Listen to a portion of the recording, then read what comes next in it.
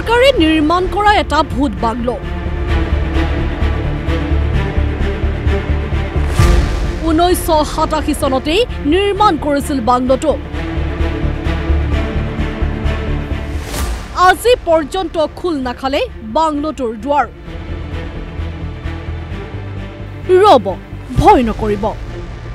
এই ভূত বাংলোটো হল এখন চৰকাৰী চিকিৎসালয় নিৰ্মাণৰ পিছতো জামুগুৰি হাতত মুকলি নহল চৰকাৰী চিকিৎসালয়খন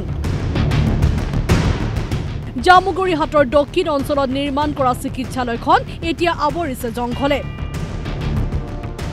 চিকিৎসালয়খনৰ সন্মুখত গোবৰ আৰু জাবৰৰ দম আছে ঢেকিখাল বেৰত উলমি আছে জাকৈ জুলুকি ৰাইজৰ প্ৰবল দাবীত অৰ্ধশতাধিক গাঁওবাসীৰ বাবে জামুগুৰি হাতৰ পানপুৰত নিৰ্মাণ কৰা হৈছিল চিকিৎসালয়খন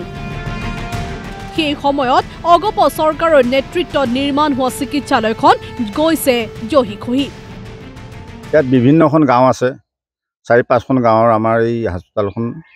বহুত আজি 25 বছৰ ধৰি এই হাস্পতালখন বনোৱা হ'ল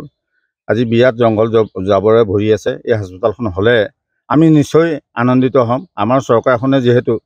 ভাল কাম কৰি আছে বিভিন্ন কামত মানে আমি উন্নতিৰে দেখি আছো এই হাস্পতালখন বনাই দিলে আমি নিশ্চয় খুশিত হ'ম কি কাৰণত চৰকাৰী চিকিৎসালয়খন আজি পৰ্যন্ত মুকলি নহল তাক লৈ এতিয়া হৰপ চৰ্চা চিকিৎসালয়খন পুনৰ নিৰ্মাণ আৰু শীঘ্ৰে মুকলি কৰাৰ দাবী স্থানীয় ৰাইজৰ আজি 25-26 বছৰ ধৰি হস্পিটালখন আহিছিলে এধৰুৱাকে ইয়াত পেলাই থলে আমাৰ এইটো বানপীড়িত অঞ্চল ইয়াত আমাৰ বহুত দুখীয়া মানুহৰ চেণ্টাৰলৈ হস্পিটাল যাবলৈ বহুত কষ্ট হয় গাড়ী ভাড়া ভৰি আৰু ইয়াত হস্পিটালখন অতি সোনকালে মেৰামতি কৰি চৰকাৰে আমাক উন্নত কৰি দিলে আমাৰ এই দুখীয়া মিছলীয়া ৰাইজৰ কাৰণে বহুত সুবিধা হয় জামুগুৰি হাতৰ এই চিকিৎসালয়খন কাৰ্যক্ষম হৈ উঠিলে অঞ্চলবাসীৰ বহু উপকাৰ হ'ব বুলি স্থানীয় লোকৰ মন্তব্য জামুগুৰি হাতৰ পৰা ফণীন্দ্ৰ বৰুৱা DY365